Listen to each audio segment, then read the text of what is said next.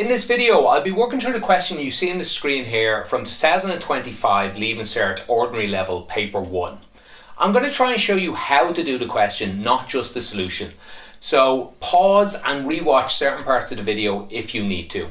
If you're looking for a different question from this paper or a different paper entirely, have a look at the description below. You should be able to find a playlist there or search around on my channel.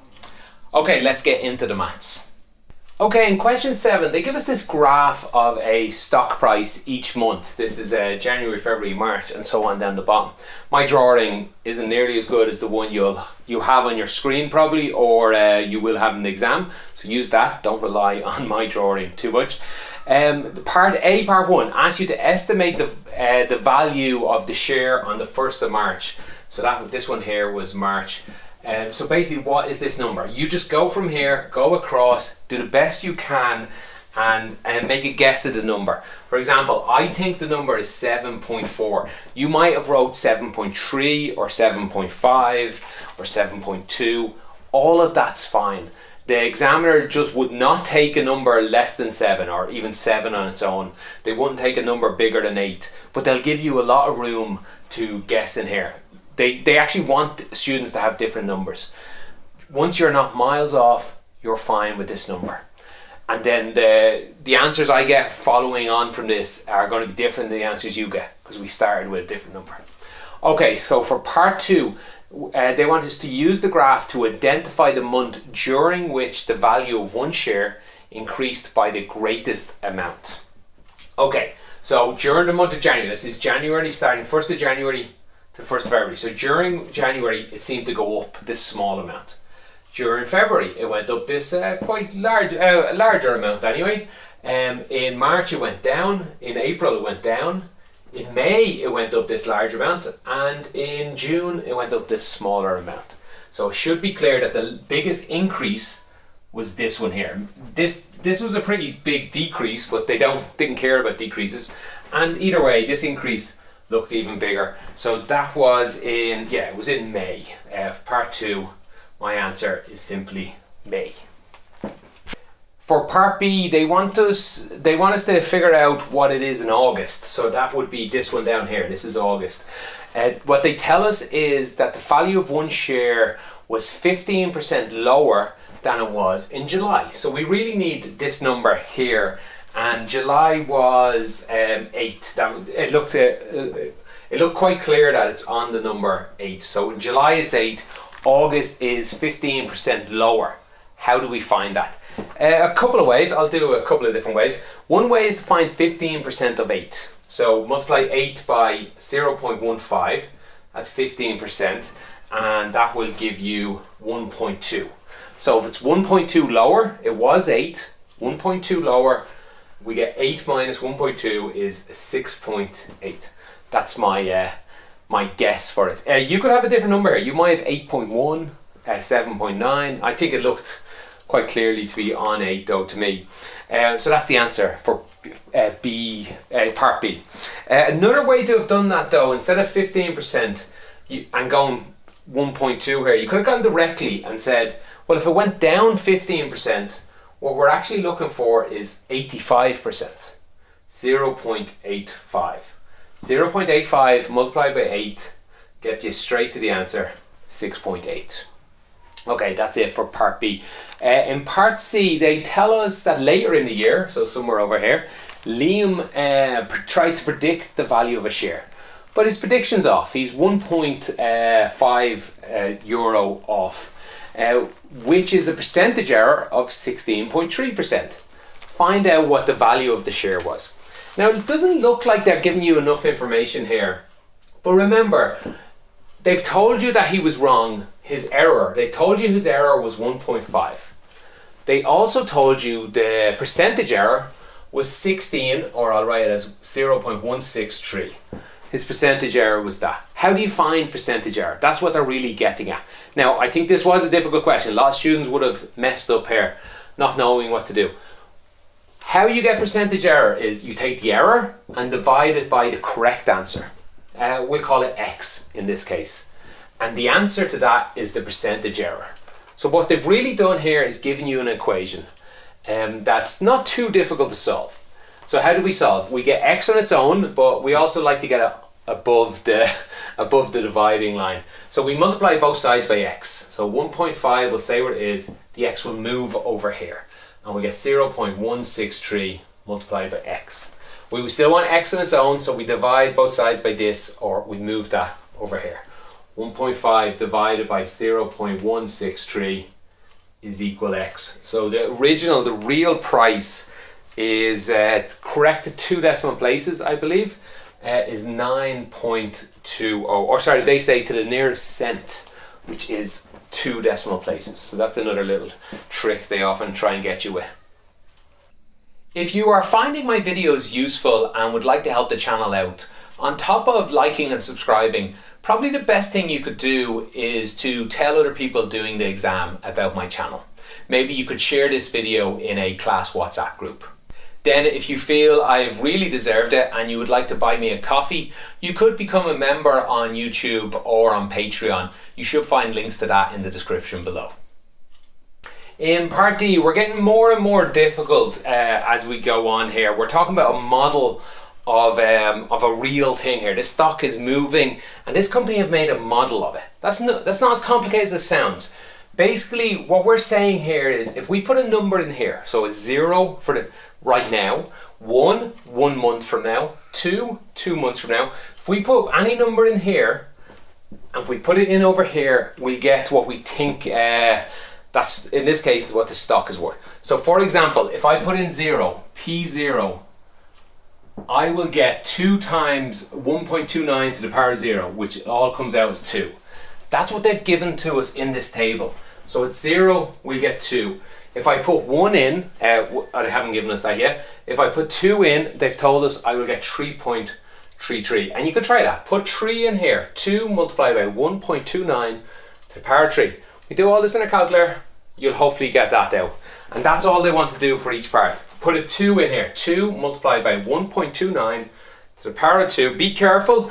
Do it multiple times. You're going to get lots of marks for this part, so you have lots of time to do it. You're going to get 2.8. Let's put in a few lines there so you can read it. Put 3 in, you get 4.29. Put 4 in, you get, I can't read my own writing, 5.54. 5, you get 7.14. And I'll just barely squeeze it in. We get 9.22 for the last part. And this is part 1 of part D. For part 2, they then ask us, they give us this graph again over here. The graph of company A is shown again. They want you to draw this graph on this graph. So what does that mean? At month 0, this stock was worth about 4. At month 1, it was worth whatever it is, about 5 here, I think. At month 3 or March, it was worth 7.4. We talked about that one. And so on across. We put these numbers in here. Month 0, it's worth 2. At month 1, 2.5, which is somewhere about here. At month 3, 3.3, which should be around here. Your drawing doesn't have to look just like mine, but we should be getting similar looking drawings. 4 is, sorry, it's 0, 1, 2, 3 I've missed out. 4.2 is about here. Next is 5.5, somewhere around here. 7.1, I go up and go over to around 7. 7.1, something like this. Next, 9.2 is somewhere up here, and we just put lines in between them. You don't have to put a curve in, but you could if you want. Just so you know, a function like this will look like what it should look like. Mine doesn't look like it too much. It should look something like this.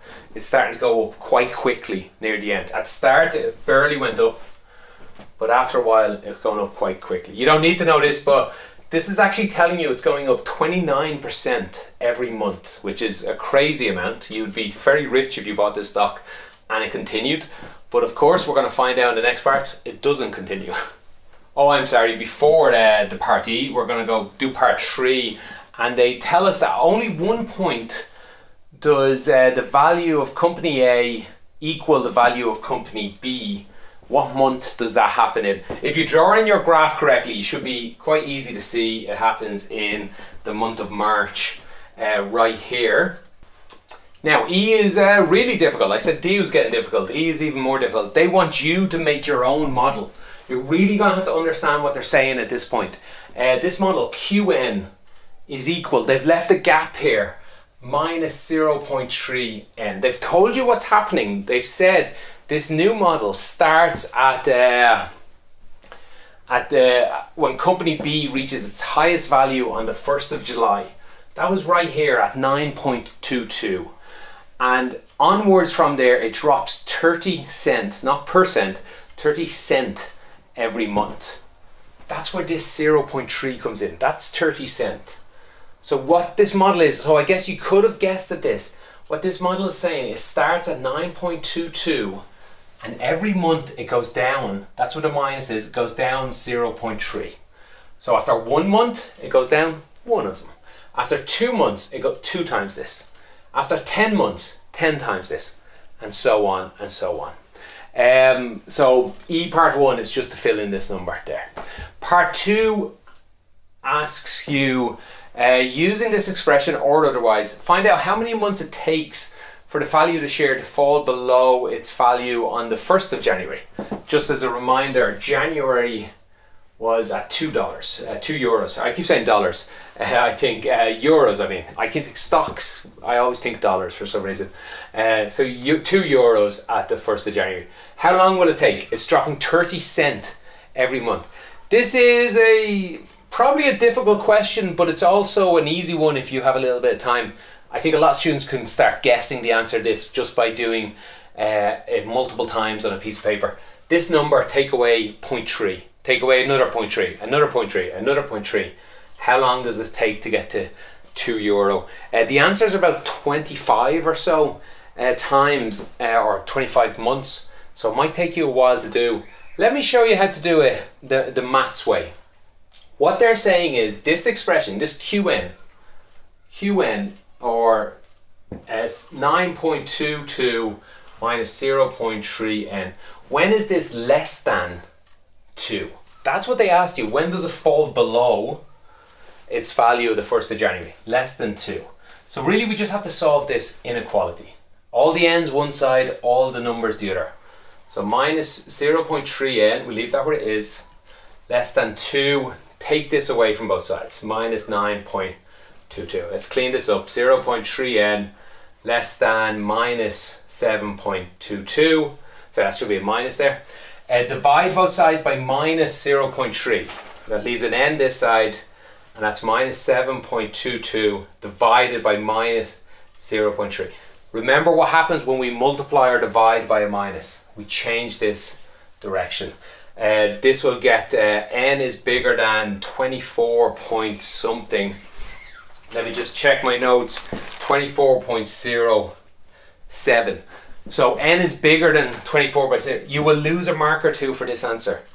They warn you right at the end. They say, remember, n is a natural number. N is an element of n. It's a natural number. They don't want 24.04. Again, you'd lose a mark for rounding this off to 24. It needs to be bigger than this number. The only natural number, the first natural number bigger than this is 25, and that's the answer. N is, well, I guess equal 25. You could write. Other ways you could do that. You could think about the number being 9.22. You want to get to 2. The difference, let's squeeze it in here, it's a bit easier. The difference between 9.22 and 2 is 7.2. How many months does it take 0.3 to go into that? Or how many times does 0.3 go into that? And you will get 24.07 there. You need bigger than that, so you will get to 25. It's another way to think of that. Okay, that's it for question 7. If you have any questions about that, it's a hard question. They all get difficult after the first 6. If you have any questions about this, or you see any mistakes I made, please let me know in the comments, and do me a favor, tell me where in the question you're talking about, preferably by using a timestamp. It really helps me a lot. Thank you for watching, and have a great day.